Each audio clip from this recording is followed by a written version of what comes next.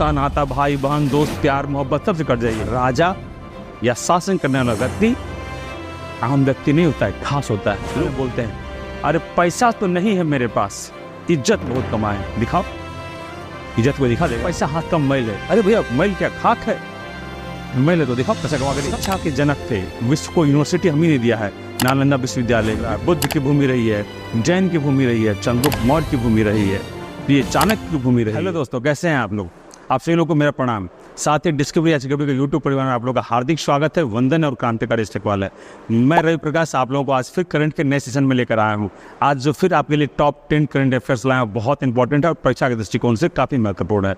और साथ में यही बताते चलूँ, अगर आप भारत के किसी भी राज्य में रह रहे हैं, हिंदी पट्टी के किसी भी बेल्ट में रह रहे हैं और आप राज्य लोक सेवा आयोग या अन्य यूपीएससी या अन्य एग्जामों की तैयारी कर रहे हैं, यह एग्ज़ाम यह आपके लिए काफ़ी महत्वपूर्ण सिद्ध होगा। इस करंट अफेयर के सेशन से आपको बहुत सारा लाभ होगा। साथ ही साथ एक क्वेश्चन के माध्यम से बहुत सारे क्वेश्चन तैयार हो जाते हैं। तो चलिए हम लोग शुरू करते हैं आज का वीडियो। देखते हैं आज का पहला प्रश्न। देखिए क्वेश्चन पहला है, भारत का तीसरा चंद्र मिशन चंद्रयान 3 श्रीहरिकोटा से कब लॉन्च किया जाएगा? इसका उत्तर है डी 13 जुलाई। तो अब हम लोग देखते हैं इसके महत्वपूर्ण व्याख्यात्मक पहलू को, जो आपके एग्जाम में से महत्वपूर्ण प्रश्न बनने की संभावनाएं बनती हैं। प्रश्न पूछा जाएगा कि यह कहाँ से लॉन्च हुआ, तो श्रीहरिकोटा से। दूसरा देखेंगे कि चंद्र मिशन का जो चंद्रयान 3 है, यह जिस दिन लॉन्च होने का जो प्रोग्राम है, योजनाएं हैं, वो दोपहर के दिन लॉन्च होगा और लगभग 1 माह तक अपने परिपथ में घूमेगा और 23 अगस्त को यह चंद्रमा के सतह पर उतरेगा। अब इसमें और महत्वपूर्ण क्या है, तो याद रखेंगे इसमें जियो सिंक्रोनिस के माध्यम से इसे मार्क 3 जियो सिंक्रोनाइज लॉन्च व्हीकल मार्क 3 के माध्यम से इसे लॉन्च किया जाएगा। तो यहाँ एक बहुत महत्वपूर्ण प्रश्न बनता है क्या कि भारत का सबसे भारी उपग्रह कौन सा है? तो याद रखिएगा जियो सिंक्रोनाइज ही सबसे भारी उपग्रह है। तो यहाँ से 2, 3, 4 जो मैं व्याख्या बोला वो काफ़ी महत्वपूर्ण है और उन तत्वों को आप जरूर देखिएगा, वहाँ से प्रश्न बनने की संभावना है। क्वेश्चन नंबर 2 देखते हैं हम लोग। दूसरा है भारत की पहली हाइड्रोजन ट्रेन। ये बहुत इंपॉर्टेंट है, एक मेरा वीडियो भी आया था हाइड्रोजन पर, आप लोग उस वीडियो को जरूर देखिएगा, प्लेलिस्ट में करंट सेशन में डाला हुआ है। 2024 तक किस राज्य से चलाई जाएगी? याद रखिएगा यह प्रोग्राम जो है हरियाणा में शुरू होगा। एक व्यक्ति है उत्तर रेल मंडल के महाप्रबंधक हैं, उनका नाम है शोभन चौधरी। वो जो है जिंद का दौरा किए थे, यात्रा किए थे अपने रेल कार के दृष्टिकोण से। जब वो वहाँ पहुँचे तो उन्होंने इसकी घोषणा की थी कि 2024 तक में जो एक हाइड्रोजन ट्रेन हरियाणा से चला जाएगा। तो सवाल उठता है, ये जो पहली हाइड्रोजन ट्रेन भारत की चलेगी, कहाँ से कहाँ तक चलेगी? तो हम लोग याद रखेंगे सोनीपत से या जींद तक चलेगी। सवाल फिर ये उठता है कि हाइड्रोजन ट्रेन जो होगा इसमें कितनी बोगियाँ होंगी? यह इसमें 8 बोगियाँ होंगी, ये भी हम लोग ध्यान में रखेंगे। फिर सवाल उठता है दूसरा जो मैं बता चुका हूँ, यह कहाँ से कहाँ तक जाएगी? सोनीपत से जींद तक। अब इसमें हाइड्रोजन जो है बिजली का उत्पादन हाइड्रोजन के माध्यम से करता है और उसी के आधार पर यह ट्रेन चलती है। तो यहाँ से भी ये काफ़ी महत्वपूर्ण है, इसको भी हम लोग ध्यान में रखेंगे। क्वेश्चन नंबर 3 को देखते हैं। गन्ना किसानों के लिए सीजन 2023-24 के लिए कितने रुपए प्रति क्विंटल के उचित और लाभकारी मूल्य को केंद्रीय मंत्रिमंडल ने मंजूरी दी है? यह भी बहुत इंपॉर्टेंट है। इसका उत्तर होगा सी 315 रुपये प्रति क्विंटल। ये भारत में किसानों का उसके मानक लेवल को, उसके आय को, उसके बीच के बिचौलियों को खत्म करने के लिए सरकार की योजना है। साथ ही साथ इसमें और क्या महत्वपूर्ण है, अगर किसानों को उचित रेट मूल्य मिले तो उनके प्रोडक्शन यूनिट पर कोई प्रभाव नहीं पड़ेगा और किसान के पास बिचौलियों के अलावा डायरेक्ट पैसे आएंगे, तो ये उनका डायरेक्ट लाभ होगा। इसीलिए भारत सरकार में नियम पहले से बनी आ रही है, न्यूनतम समर्थन मूल्य और मैक्सिमम समर्थन मूल्य का प्रावधान किया गया है। तो गन्ना एक नकदी फसल की श्रेणी में आता है। याद रखेंगे गन्ना कैसी फसल है? यह नकदी फसल की श्रेणी में आता है और इसमें किसानों को उचित लाभकारी मूल्य मिलने से इनके प्रोडक्शन पर उनके अन्य चीज़ों को लाभ होता है। इसलिए भारत सरकार की यह योजना है और यह काफ़ी महत्वपूर्ण है, 315 रुपये प्रति क्विंटल से। एक तथ्य मुझे याद आ रहा है कि गन्ना से संबंधित ये जो गन्ना फसल आप देख रहे हैं, इससे एक फैक्ट मुझे याद आ रहा है, मैं सोचता हूँ आप लोगों से साझा करो। वो क्या है? भारत के संदर्भ में गन्ना की खेती का साक्ष्य सबसे पहले आपको कहाँ से मिलता है? तो याद रखिएगा हमारे भारतीय मानव जाति, मानव सभ्यता में जो हमारा कालखंड प्रागैतिहासिक काल है, उसके बाद की जो अवस्था है हड़प्पा सभ्यता यानी सिंधु घाटी की सभ्यता है, वहाँ पर गन्ना की खेती के प्रमाण नहीं मिलते हैं। लेकिन गन्ना की खेती बाद के कालखंडों में हमारे यहाँ होने लगती है, लेकिन शुरुआती स्टेज में नहीं मिलती है। तो ये महत्वपूर्ण है, पूछा भी जाता है हड़प्पा सभ्यता में किस फसल की खेती नहीं होती थी, तो 2 फसल था, एक गन्ना और दूसरा रागी। ये भी हम लोग ध्यान में रखेंगे, ऐतिहासिक दृष्टिकोण से महत्वपूर्ण था, इसलिए मैं लिंकअप कर पाया और आप लोगों को बताया। नेक्स्ट क्वेश्चन देखेंगे हम लोग। हाल ही में आरबीआई की रिपोर्ट के अनुसार अनुसूचित वाणिज्यिक बैंक जीएनपी अनुपात कितने साल, बहुत इंपॉर्टेंट क्वेश्चन है ये तो आप इसको वीवीआई की श्रेणी में रखिएगा, ये पूछा जा सकता है। 3.9% पा गया, इसमें कहीं कुछ नहीं करना है, इसका उत्तर हम लोग मारना है सीधा बी 10 साल। ये 2024 में भी घटने का अनुमान रखा गया है, ये भी आप लोग याद रखिएगा। नेक्स्ट क्वेश्चन हम लोग देखेंगे 5वां। हाल ही में किस राज्य सरकार ने माइक्रोन टेक्नोलॉजी के साथ समझौता कर ज्ञापन पर हस्ताक्षर किए हैं? इसका होगा गुजरात। माननीय देश के प्रधानमंत्री का गृह राज्य गुजरात राज्य में माइक्रोन टेक्नोलॉजी से संबंधित वहां पर उद्योग स्थापित होंगे।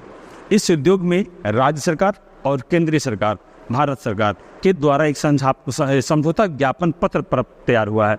उसमें 50% सब्सिडी पैसे केंद्र सरकार के द्वारा दिए जाएंगे। यह महत्वपूर्ण है और बहुत इम्पोर्टेंट है।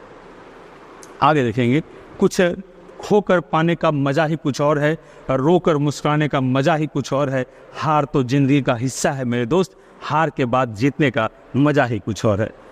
ये तस्वीर देखिए, एक बच्ची है, एक अनकहे भविष्य की ओर दोनों हाथ को फैलाए सारे जग को अपने समेटने का दृश्य दिखा रही है। अर्थात कहने का तात्पर्य है कि आप अपने लक्ष्य के प्रति किस तरह से जागरूक हैं, खुद को मोटिवेट रखने के लिए क्या कर सकते हैं। याद रखिएगा, एक बहुत अच्छी बात बताता हूँ, राजा या शासन करने वाला व्यक्ति आम व्यक्ति नहीं होता है, खास होता है। लोग बोल चाले बोलते हैं, अरे पैसा तो नहीं है मेरे पास, इज्जत बहुत कमाए, दिखाओ। इज्जत को दिखा देगा? कोई नहीं दिखा सकता है। वही बात है, लोग बोलेंगे पैसा हाथ का मैल है। अरे भैया मैल क्या, खाक है?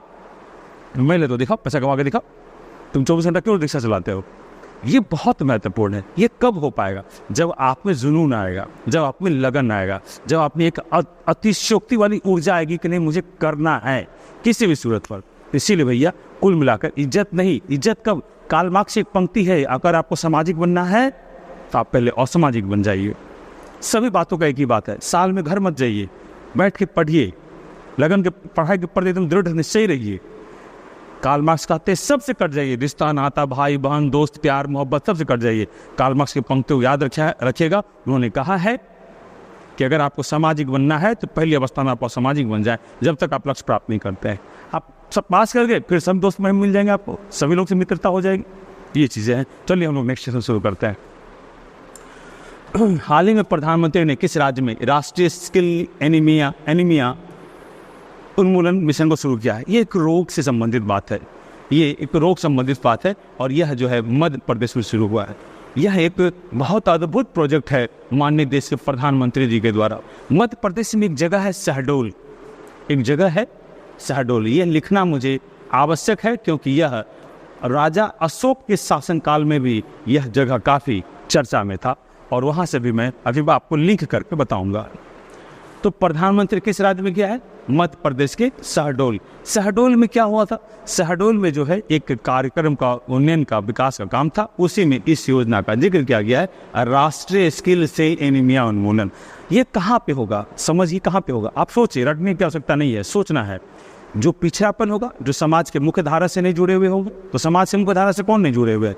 बेसिकली एसटी समाज के लोग, आदिवासी समाज के लोग, उन समाजों को समाज में मुख्य धारा से जोड़ा जाएगा तो ऑटोमेटिकली है कि एनीमिया से वो निजात पालेंगे। तो इसीलिए उन लोगों को खास करके यहाँ पर यह पहल किया गया है और इस तरह के पहल को वहाँ पर करने की बात कही जा रही है। अब मैं इस शहडोल को आप इतिहास से थोड़ा सा लिंक करता हूँ। राजा अशोक मौर्य काल के समय में शहडोल से उनका एक अभिलेख प्राप्त हुआ है। यह काफ़ी चर्चा का विषय भी रहा था, याद रखिएगा। यहाँ पर उनका लघु शिलालेख प्राप्त हुआ था, यह काफ़ी महत्वपूर्ण है। इसके आगे भी हम लोग चलते हैं क्वेश्चन नंबर 7 की ओर। 7वां क्वेश्चन क्या है? यूएस वर्ल्ड यूनिवर्सिटी रैंकिंग, ये बहुत इंपॉर्टेंट है। पूरे वर्ल्ड में कितने यूनिवर्सिटीज़ हैं, कॉलेज हैं जो काफ़ी अच्छा स्थान रखते हैं, ये इस संबंध ये रिपोर्ट यही जारी करता है। के अनुसार किस भारतीय शिक्षा संस्थान को पहला स्थान प्राप्त हुआ है ना? इसमें उत्तर होगा IIT बॉम्बे। ये इस लिस्ट में आने वाला पहला अपना IIT बॉम्बे का है। लेकिन आपको याद रहे मैसाचुसेट्स टेक्नोलॉजी ऑफ इंस्टीट्यूट जो है पूरे विश्व में लगातार 12 वर्षों से पहले स्थान पर रहा है। ये ध्यान रखिएगा, बहुत इंपॉर्टेंट है। इसीलिए और इस QS वर्ल्ड यूनिवर्सिटी रैंकिंग में IIT बॉम्बे का अपने आप में आना हम भारतीयों के लिए गर्व की बात है। लेकिन आज हमारे देश की आज़ादी का 76 वर्ष हो गया है, तो सिर्फ एक ही कॉलेज नहीं, अन्य भी कॉलेज आने की ऐसी हम लोग उम्मीद रख सकते हैं कि और भी कॉलेज आए, क्योंकि हम लोग पहले विश्व में शिक्षा के जनक थे। विश्व को यूनिवर्सिटी हम ही ने दिया है, नालंदा विश्वविद्यालय, विक्रमशिला विश्वविद्यालय हम ही लोगों ने दिया है। विश्व को ज्ञान हम ही ने पढ़ाया। हमारा भूमि बिहार जो है बहुत चीज़ों से ओतप्रोत रहा है। बुद्ध की भूमि रही है, जैन की भूमि रही है, चंद्रगुप्त मौर्य की भूमि रही है, तो ये चाणक्य की भूमि रही है। तो ये चीज़ है। खैर, 8वां क्वेश्चन देखेंगे। हाल ही में किस महिला खिलाड़ी को WCC क्रिकेट समिति में शामिल किया गया है? याद रखिएगा, इसमें हेथर नाइट भी है, झूलन गोस्वामी है, इंडिया की है, और इयन मॉर्गन। इसमें उसका उत्तर होगा B। याद रखेंगे, इसका उत्तर क्या होगा? B। देखिएगा, इसमें हेथर नाइट भी है, झूलन गोस्वामी भी है, और इयन मॉर्गन भी है, ये सभी है। लेकिन एक खिलाड़ी है जो पहले इसमें शामिल थे, उन्होंने इसमें से अपना त्यागपत्र देकर अपने खेल पर ध्यान देने के लिए यहाँ से त्यागपत्र दिया है, वो है एलिस्टर कुक। ये भी हम लोग ध्यान में रखेंगे। ये देखिएगा क्वेश्चन नंबर 9। हाल ही में कौन सा बैंक क्रेडिट कार्ड आधारित UPI भुगतान की अनुमति देने वाला पहला PSB बना है? इसका उत्तर होगा कैनरा बैंक। इसमें कुछ खास नहीं है, ये इसका उत्तर है कैनरा बैंक। आगे हम लोग देखेंगे 10वां प्रश्न, और जैसा कि आप लोगों को पता है कि 10वां प्रश्न जो है वह आप लोगों के लिए होता है। आप लोग कमेंट करके उत्तर देंगे, ये चीज़ ध्यान में रखेंगे, और कल के प्रश्न का भी हम लोग उत्तर देंगे और देखेंगे कितने लोगों ने इसका सही उत्तर दिया है। तेंजिंग नॉर्वे राष्ट्रीय साहसिक पुरस्कार किस मंत्रालय के द्वारा प्रदान किया जाता है? इस उत्तर को आप लोग दीजिएगा। हम लोग कल के प्रश्न का उत्तर देखते हैं, कितने लोगों ने सही दिया है उस पर बात करते हैं।